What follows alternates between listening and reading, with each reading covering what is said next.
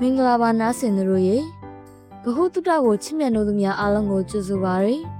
။တခါတလေကျမတို့စဉ်းစားမိကြမလားအိမ်မက်ကြီးတွေကိုတကယ်အောင်မြင်သွားတဲ့လူတွေနဲ့မအောင်မြင်တဲ့လူတွေကိုခွဲခြားထားတာဘာလဲဆိုတာကံလားရည်ချင်းလားမဟုတ်ပါဘူးအဲ့ဒါကတော့ယုံကြည်မှုပါကိုယ့်ကိုယ်ငါလုံနိုင်တယ်လို့တိုးတိုးတိတ်တိတ်နဲ့ခိုင်ခိုင်မာမာယုံကြည်နိုင်ခြင်းပါ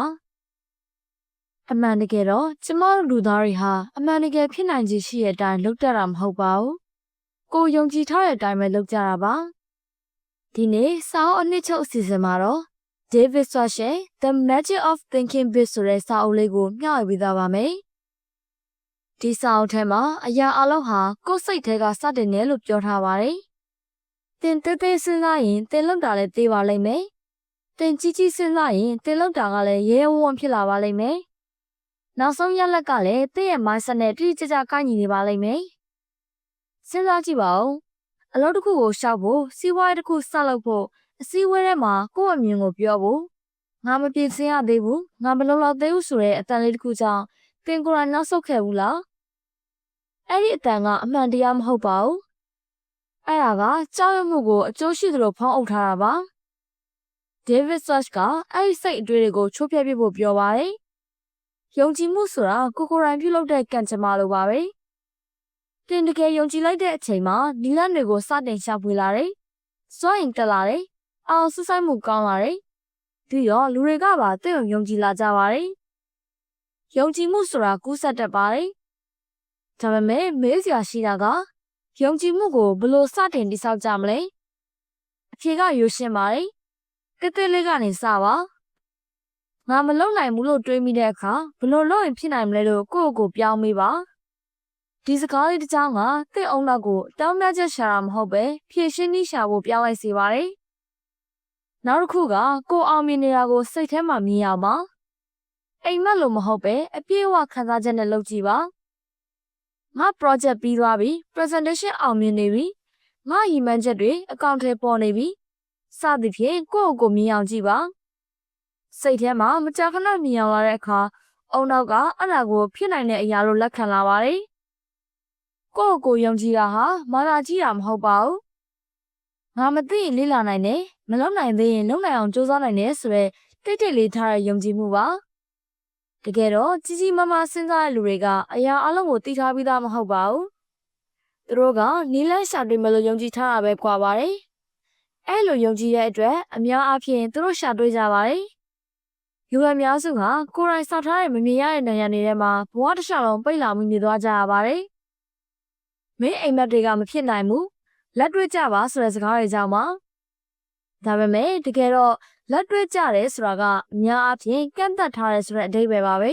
။ Think big ဆိုတာလက်တွေ့ကြခြင်းကိုလစ်လူရှုတာမဟုတ်ပါဘူး။အောင်မြင်မှုရဲ့အရွယ်အစားကသင်စဉ်းစားထားတဲ့အရွယ်အစားပေါ်မူတည်ပါတယ်။တေးသေးစဉ်းစားရင်ကိုယ့်အတွက်လုံခြုံပေမဲ့ဘောင်ချင်းချင်းလေးထဲမှာပဲနေသွားရမယ်။ကြီးကြီးစဉ်းစားရင်တော့အခွင့်အလမ်းအသစ်တွေစိန်ခေါ်မှုအသစ်တွေကိုကြုံတွေ့လာရပါလိမ့်မယ်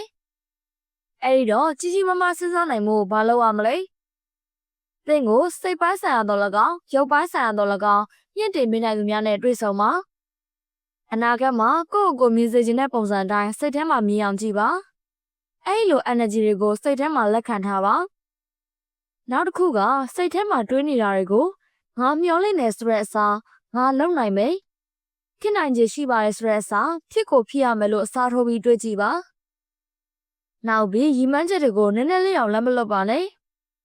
ကြောက်ရွံ့မှုနဲ့အကြောင်းပြချက်တွေကသင့်အိမ်မက်တွေကိုတည်ဆောင်းစေတဲ့အရာတွေပါကျမ်းမာရေးမကောင်းလို့အသက်ကြီးလို့ငါမလိမ္မာဘူးကံမကောင်းဘူးဒါတွေအလုံးကစူးစမ်းရမှာကိုကြောက်လို့ကိုယ့်ကိုယ်ကာဝယ်ထားတဲ့စကားလုံးတွေပါအောင်မြင်တဲ့လူတိုင်းကြောက်မှုကြပါတယ်ကွာခြားချက်ကသူတို့ကကြောက်နေရင်းနဲ့ပဲအရှိကိုဆက်လန်းကြတာပါအဲ့ဒီလောက်ဆောင်ချက်ကပဲသူတို့ရဲ့ကြောက်ရွံ့မှုကိုကုသပေးနိုင်ပါတယ်ကိုယ့်ကိုယ်ယုံကြည်မှုဆိုတာစောင့်နေလို့မရပါဘူးကိုယ်တိုင်အစပြုလိုက်မှပေါ်လာတာမျိုးပါပထမဆုံးကားမောင်းမှုတဲ့နေ့ပထမဆုံးလူတွေရှိမှစကားပြောမှုတဲ့နေ့အလုပ်သစ်စဝင်ရတဲ့နေ့စသည်ဖြင့်အားလုံးကကြောက်ခဲ့ကြပါတယ်ဒါပေမဲ့လှုပ်ပြီးသွားတဲ့အခါမှာတော့ကြောက်ရွံ့မှုဟာပျောက်ကွယ်သွားပါတယ်အတွေ့အကြုံကယုံကြည်မှုကိုစောင့်တည်ပေးတာပါနောက်ထပ်အရေးကြီးတဲ့အလေးချက်တစ်ခုက အသေးစားအောင်မြင်မှုတွေအတွက်ကိုယ့်ကိုယ်အားပေးဂုဏ်ပြုခြင်းပါပဲလူအများစုကအောင်မြင်မှုကြီးတွေဖြစ်လာမှာပဲပြောကြပါတယ်ဒါပေမဲ့တကယ်ယုံကြည်မှုဆိုတာအောင်မြင်မှုကြီးတွေကြောင့်မမှုတည်ပါဘူးသက်တောင့်သက်သာမဖြစ်တဲ့အချိန်တွေမှာတော့ကိုယ့်တာဝန်ကိုဆက်လက်လုပ်ဆောင်နိုင်တဲ့အချိန်တွေအဲ့ဒီသိငယ်တဲ့အချိန်တိုင်းမှာပဲယုံကြည်မှုကမူတည်နေတာပါဒီနေ့စိုးရင်စိတ်ရှိပေမဲ့လုံလိုက်နိုင်တယ်ဆိုရင်အဲ့ဒါကိုကိုယ်တိုင်အသိမှတ်ပြုပါဒီနေ့ငါစူးစမ်းနိုင်ခဲ့တယ်ငါမလွယ်တဲ့အရာတစ်ခုကိုလုပ်လိုက်နိုင်ခဲ့တယ်လို့ကိုယ့်ကိုယ်ပြောပါအဲ့ဒီအသိမှတ်ပြုခြင်းကတစ်စိတ်ထဲမှာငါပိုကြီးရဲ့အရာတွေကိုပါကိုက်တွယ်နိုင်တယ်ဆိုတဲ့ယုံကြည်မှုကိုပိုပြီးခိုင်မာသွားစေပါတယ်တစ်သေးလေးကနေစလုပ်ပါနေ့တိုင်းနည်းနည်းစီလုပ်ပါပြီးပြည့်စုံဖို့မလိုပါဘူးတိုးတက်ဖို့ပဲလိုပါတယ်သင်ရဲ့လှဆောင်ချက်ကတန်လိုက်လိုပါပဲအခွင့်အလမ်းတွေကိုတစ်စီကိုဆွဲမလားတစ်ဖက်ကိုတွန်းပို့မလားတဲ့လို့ရဲ့ပေါ်ပဲမူတည်ပါတယ် positive ဖြစ်တဲ့လူတွေကပတ်ဝန်းကျင်ကိုပါပြောင်းလဲပေးနိုင်ပါတယ်မနက်တိုင်းဒီနေ့ဘာကောင်းတာရှိလဲလို့ကိုယ့်ကိုယ်မေးကြည့်ပါဒီအလေးကျင့်လေးကသင်အောင်နောက်ကိုအခွင့်အလမ်းတွေကိုမြင်အောင်သင်ပေးပါတယ်ဒီမှန်းချက်မရှိတဲ့အတွေ့တွေကကြီးမားစေကမူအိမ်မက်လိုပဲပျောက်ကွယ်သွားပါလိမ့်မယ်ဒီမှန်းချက်ဆိုတာကိုယ့်ဘဝရဲ့ GPS ပါဒီမှန်းချက်ကြီးကြီးထားပါသင်ကိုဆက်လုပ်ရှားစေတယ်သူသားမဲ့ဒီမှန်းချက်ဖြစ်ရင်ပိုကောင်းပါတယ်အဲ့ဒါကတိုးတက်နေတယ်ဆိုတဲ့လက္ခဏာပါပဲနီလန်းတစ်ခုမဖြစ်ရင်တခြားနီလန်းရှာပါကြီးကြီးမားမားစဉ်းစားတဲ့လူတွေကမဖြစ်နိုင်ဘူးလို့မပြောဘူးဘယ်လိုလုပ်ရင်ဖြစ်နိုင်မလဲလို့မေးပါတယ်အောင်မြင်မှုဟာတယောက်တည်းနဲ့မဖြစ်ပါဘူး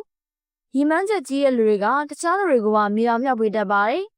အားပေးတတ်ပါတယ်ယုံကြည်မှုပေးတတ်ပါတယ်အုပ်ချုပ်တာမဟုတ်ပဲလှုံ့ဆော်ပေးတာပါတနေ့ကိုအနည်းဆုံးတယောက်ကိုစိတ်ရင်းနဲ့ချီးကျူးပါလူတွေကိုစိတ်ရင်းနဲ့ကျေးဇူးတင်ပါသင်လည်းအပြန်အလှန်ခံစားရလာပါလိမ့်မယ် think big ကိုနေ့တိုင်းအလေးကျင့်လုပ်ရပါမယ်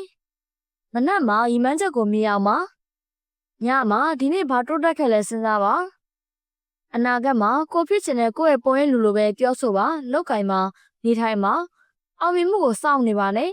အောင်မြင်မှုပြင်ဆင်ပါနေကောင်းကြောင့်အနေနဲ့ရီမန်းချက်ကြီးကြီးထားရဲဆိုတာပြည့်ပြည့်စုံမလို့မလိုပါဘူးကိုယ့်ကိုယ်ယုံကြည်ပါကြီးမားရီမန်းချက်တွေထားပါနေတိုင်းနည်းနည်းစီလုပ်ပါကြောက်ရွံ့မှုကြောင့်တဲ့အိမ်မက်တွေကိုမပြောက်စေပါနဲ့ဒီစာအုပ်ရဲ့အကြောင်းအရာတွေကိုလက်တွေ့အသုံးချနိုင်ရင်လုပ်ငန်းဝင်မှာသာမကဘဝတစ်ခုလုံးမှာပါအသေးပဲရှိရအောင်မြင်မှုကိုရရှိနိုင်ပါလိမ့်မယ်။ကျမတို့ရဲ့စာအုပ်အနှစ်ချုပ်အစီအစဉ်လေးကိုအဆုံးထိနားဆင်မိခဲ့ကြတဲ့အတွက်ကျေးဇူးအများကြီးတင်ပါတယ်ရှင်။ဒီစာအုပ်လေးကနားဆင်သူတို့အတွက်တခုထူးခြားသွားစေတဲ့အကျိုးရှိရလို့ခံစားရတယ်ဆိုရင်တော့ကျမရဲ့ channel လေးကို subscribe လုပ်ထားပေးဖို့ဖိတ်ခေါ်ချင်ပါတယ်။နောက်အပိုင်းမှာလည်းစာအုပ်ကောင်းတဲ့အုပ်နဲ့ပြန်တွေ့ကြမယ်နော်။ပျော်ရွှင်စွာနားထောင်ပါပျော်ရွှင်စွာဖတ်ပါပြီးတော့အဓိပ္ပာယ်ရှိစွာနေထိုင်ပါ